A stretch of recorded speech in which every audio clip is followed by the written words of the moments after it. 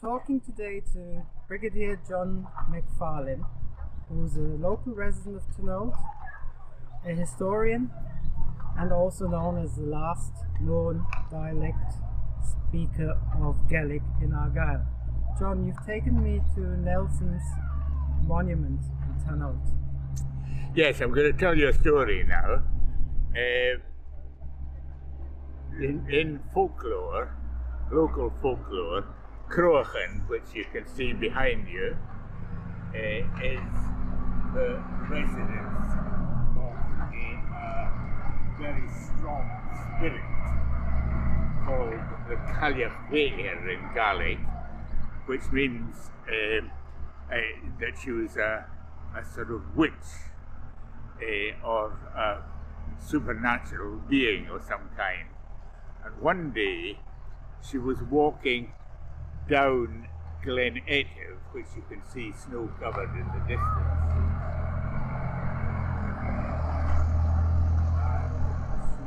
She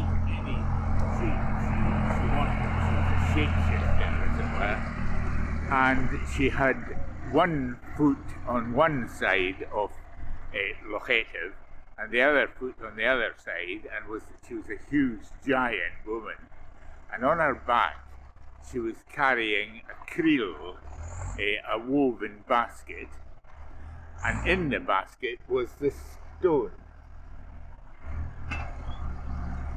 And she came down to the narrows just where the present day quarry is, which you can see behind you, and she tripped over the little mound of higher ground just near the narrows there, which is called Uillt Taynuilt, and her body was flung forward, and this stone, which was in the creel, was shot out and flew over and landed in a field just on the road out of Taynuilt. And it lay there for many generations as a recumbent standing stone. There is a mound there which we may get a shot of later on, which is called in Gaelic Mucàrna, the wasteland where there are standing stones, plural, and so this one may be one of others that are buried there. But in any case, at the time of Trafalgar, there was a boat a sailing boat from the local furnace here, the ship had been discharging cannonballs in Portsmouth and was heading back up here, and she was hoping for a favourable wind out of Falmouth. And as she was waiting there, HMS Pickle came in, who was the fast cutter, or whatever she was, a schooner, bearing the news of Nelson's death. Now, the ship that came from Taynuilt here got a very swift wind up the Irish Sea and docked here in Taynuilt. And she, obviously the people aboard spread the news that Nelson was dead. The local men, who were all, a lot of them were working in the furnace, and the furnace, the ironmasters themselves, who came from Cumbria, what's now Cumbria, were so saddened by this that they decided they must put up a monument, and so they brought this stone with rollers and horses up to this little eminence here and erected it, and they put a plaque, which is not this one. The plaque was iron and was removed in the Second World War to help the war effort. and it was cast. That iron was cast in the furnace, but they put it up here because this eminence is very important in the history of Taynuilt, in that the Gaelic name for it is Cnoc Aingeil, and that means the hill of sacrificial fires. And it's reckoned that here was the place where the locals at the time, pre-Christian, celebrated the Beltane fires and also the fires of what we call Halloween, but we call Samhain in Gaelic. So this was a very important place for in pre-Christianity, which is one of the reasons, I think, why the church next door is situated here, because it's the seventh or eighth site on that piece of ground there, and there was probably a Celtic settlement there long before, when probably the first missionary arrived in this area.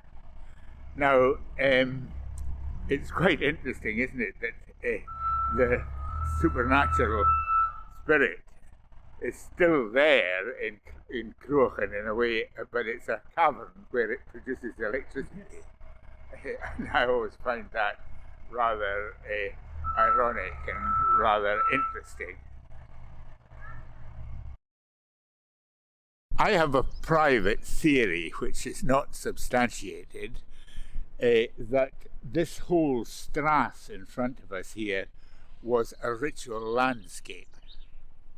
There's a stream that runs past the Uillt Taynuilt here, which is called Uillt, which means the stream of the votive tree, because the pre-Christian religions believed in groves of trees in the time of the Druids, and they were called a pile in Gaelic.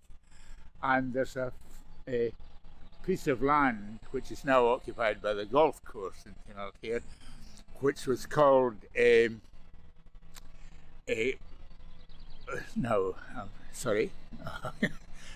which was connected with the pile.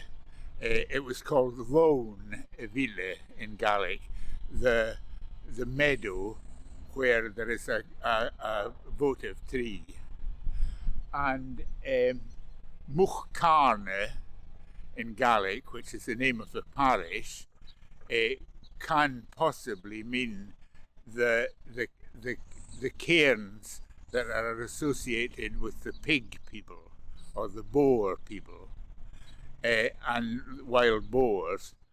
And you can see a couple of the mounds, the Neolithic mounds, just at Airds on the left hand side as you go towards Oban.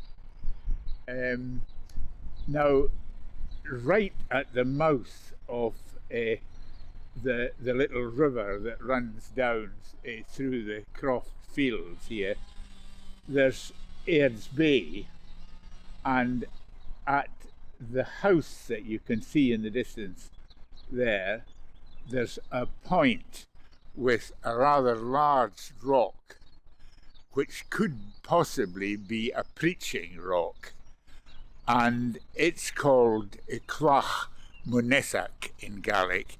In other words, St. Nesach's stone.